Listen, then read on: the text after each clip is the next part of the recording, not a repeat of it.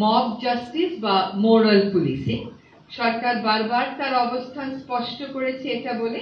আপনারা জানেন যে দুটো দেশ থেকে বর্তমানে এলএনজি আনছি, কিন্তু গত কয়েকদিন আগে আমাদের বাণিজ্য বিদ্যুৎ উপদেষ্টা মহোদয় গিয়েছিলেন সৌদি আরবে। সেখানে আরামকো বলে যে সবচেয়ে বড় কোম্পানিটা আছে তাদের সাথে কথা হয়েছে। তারা বাজারে যে দামে দেয় তার থেকে কম দামে বাংলাদেশকে এলএনজি সরবরাহে সম্মত হয়েছে। আরেকটা সেটাও ভালো খবর, সেটা হচ্ছে যে এ পর্যন্ত উপদেষ্টা পরিষদে যে যতটা সিদ্ধান্ত গৃহীত হয়েছে তার কতটুকু বাস্তবায়িত হলো তার একটা পিরিয়ডিক রিভিউ হয়। সেই রিভিউতে দেখা যাচ্ছে যে 150টা সিদ্ধান্তের মধ্যে 92টা সিদ্ধান্তই বাস্তবায়িত হয়েছে। দেশ জুড়ে তোলপাড় ওয়ালটন ফ্রিজ কিনে আপনিও হয়ে যেতে পারেন মিলেনিয়ার। অর্থাৎ বাস্তবায়নের হার হচ্ছে 68.16, যেটা বেশ ভালো একটা হার।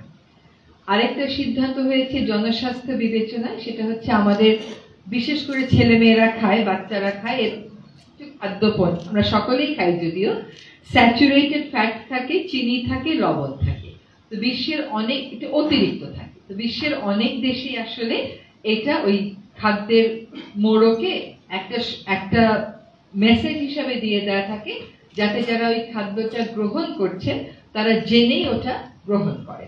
সিদ্ধান্ত হয়েছে যে বৈশ্বিক মানদণ্ডের সাথে সামঞ্জস্য রেখে আমরাও বাংলাদেশে এই প্রক্রিয়াটা শুরু করব। আমাদের আজকের সভায় আপনারা জানেন যে বিপুল সংখ্যক প্রতিষ্ঠানের নাম বিশেষ পরিবারের সদস্যদের নামে নামকরণ করা হয়েছিল। তো আমরা আজকেও ওই ধারাবাহিকতায় এরকম দুটো প্রতিষ্ঠানের নাম পরিবর্তনের সিদ্ধান্ত গ্রহণ করেছি। আর এছাড়া দুটো বিষয়ে আমরা মনে করছি যে আপনাদের কাছে আমাদের বক্তব্যটা একটু তুলে ধরা দরকার। একটি হচ্ছে সাম্প্রতিক সময়ে একটি এককালীন সুবিধা দেওয়ার কথা বলা হয়েছে যারা জুলাই আগস্ট গণ অভ্যুত্থানে আহত হয়েছেন, নিহত হয়েছেন, তাদের পরিবারের সদস্যদেরকে স্কুলে ভর্তির ক্ষেত্রে। এদের সংখ্যাও আসলে খুবই কম, মাত্র 12,500, মানে সংখ্যা কম ইন দ্য সেন্স যে 12,500 মানুষের জন্য এটা একটা এককালীন সুবিধা হিসেবে থাকবে, শুধুমাত্র স্কুলে ভর্তির ক্ষেত্রে। এবং এটা ক্ষতিগ্রস্ত পরিবারকে যে এককালীন সহায়তা দেয়া হচ্ছে তারই একটা অংশ হিসেবে বিবেচনা করা হচ্ছে। এটা কোনোভাবেই কোটার সাথে তুলনীয় নয়। আরেকটা বিষয়ে একটু আপনাদেরকে একটু ব্যাখ্যা দেওয়ার প্রয়োজন, সেটা হচ্ছে মব জাস্টিস বা মোরাল পুলিশিং। সরকার বারবার তার অবস্থান স্পষ্ট করেছে এটা বলে যে মব জাস্টিস বা মোরাল পুলিশিং এর কোনো সুযোগ এখানে নেই, এদেশে নেই। সরকার এটার বিরুদ্ধে সবসময়ই একটা শক্ত অবস্থানে আছে। যেহেতু এখনো আইন শৃঙ্খলা পরিস্থিতিটা সম্পূর্ণভাবে যেভাবে আগে ছিল ওভাবে করে আমরা ফেরত আনতে পারিনি, এখনো ফেরত আসেনি, সেক্ষেত্রে আমরা দেখতে পাচ্ছি যে কোনো কোনো জায়গায় এরকম মব জাস্টিস এবং মোরাল পুলিশিং এর ঘটনা ঘটছে। সরকারের অবস্থান একেবারে স্পষ্ট, এরকম মব জাস্টিস কিংবা মোরাল পুলিশিং এর কোনো সুযোগ নেই।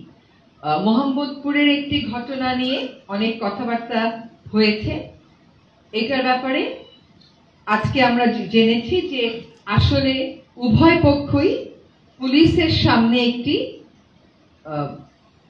আপোষনামা স্বাক্ষর করেছে, এবং যেহেতু দুই পক্ষই আপোষনামায় স্বাক্ষর করেছে, কাজেই সেক্ষেত্রে ওইটাকেই আমাদের চূড়ান্ত বলে বিবেচনা করতে হচ্ছে। কোনোভাবেই নারীর প্রতি সহিংসতা, কোনোভাবেই এই জাতীয় আচরণ সরকার সমর্থন করে না। এটা আমরা আগেও আপনাদের কাছে স্পষ্ট করেছি, আজকেও আপনাদের কাছে ওই ঘটনার প্রেক্ষিতে আবারও আমাদের বার্তা আপনাদের মাধ্যমে সকলের কাছে পৌঁছে দিচ্ছি।